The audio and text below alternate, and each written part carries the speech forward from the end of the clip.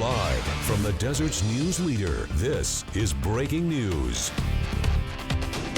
We are following two breaking news stories right now. Two major fires continue to rage near Hemet and Big Bear. We will bring you the latest on where those fires stand at this hour. But first, we go to breaking news out of the UK, where citizens are at standstill with the news of the death of Queen Elizabeth. She died this morning at 96 years old. She ruled for so long, since 1952, that most people in Britain have never known another monarch. This is a live look in front of Buckingham Palace right now. Ian Lee looks back at her life. Even into her 90s, Queen Elizabeth II kept up her royal duties. She became the longest reigning monarch in British history in 2015. Inevitably, a long life can pass by many milestones. My own is no exception.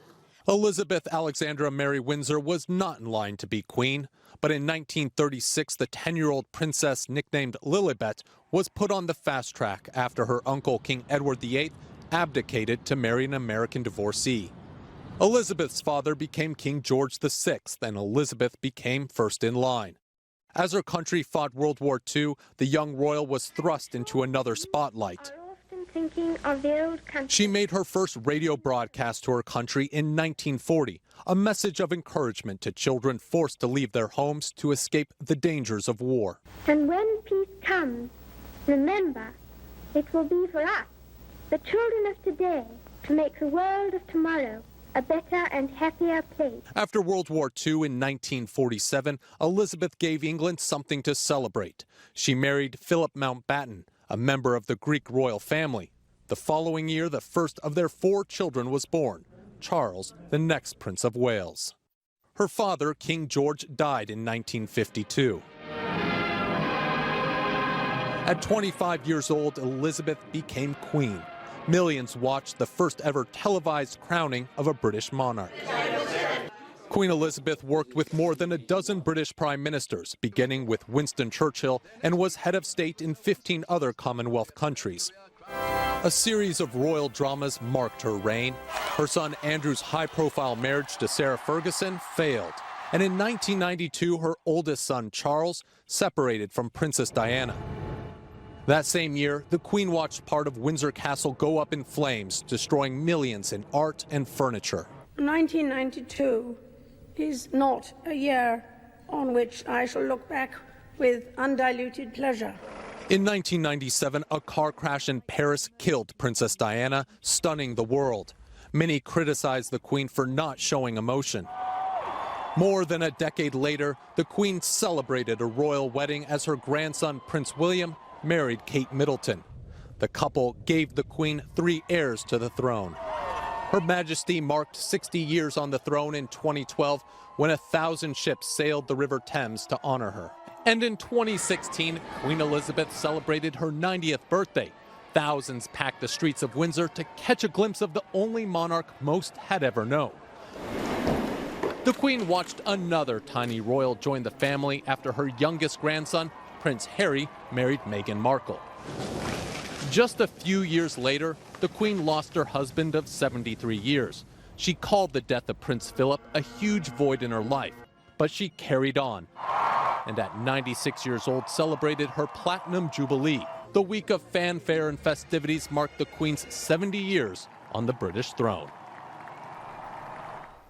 Again, that was Ian Lee reporting. Along with her grandchildren and great-grandchildren, the Queen had a lifelong love of corgi dogs. She owned more than 30 during her reign.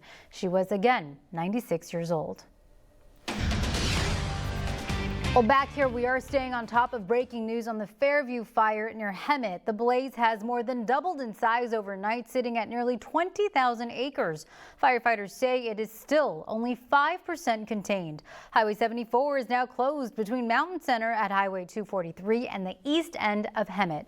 Our Patrick Evans is standing by with our up-to-the-minute weather conditions, with a first weather alert being called. But we begin with News Channel 3's Crystal Jimenez. She is live at a command post in Hemet with what the fire looks like at this noon hour. Crystal. Angela, it's been such a busy morning here at the command post. The fire is taking place right behind me in the mountains. Take a look. We can sort of see it through the haze and that smoke, the smoke coming out of the mountain, but it is a very thick smoke that you can barely see all the way over there. We took a drive up the mountain to see more of the action. On your screen now, a thick plume of smoke from the fire. I spoke with firefighters up there, and they tell me that just on the other side of that mountain, firefighters are hard at work to knock the blazes out. You can also see where the fire has already passed by.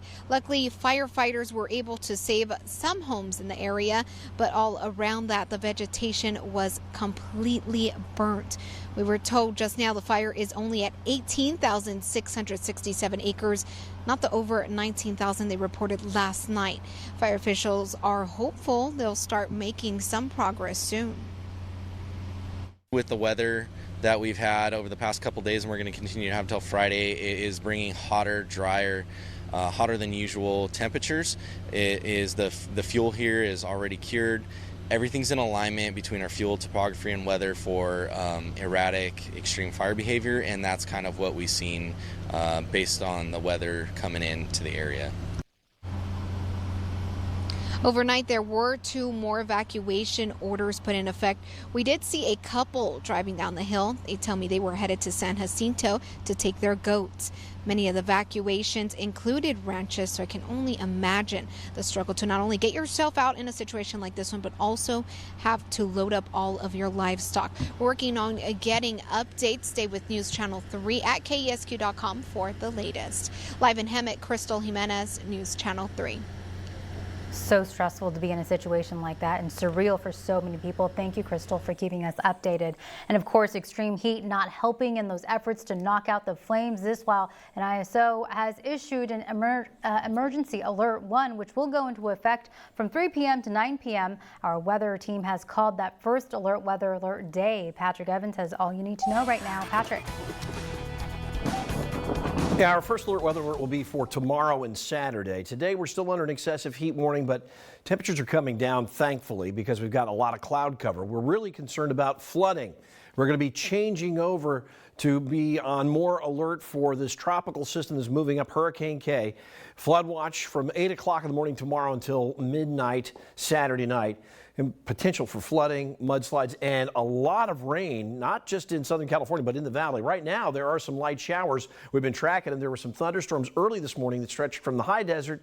Actually rained a bit up at the Radford fire site in Big Bear. But the excessive heat warning continues, and the focus is really as you work your way toward the coast and the Central Valley. They're going to have some record highs there. We're likely not going to be seeing that.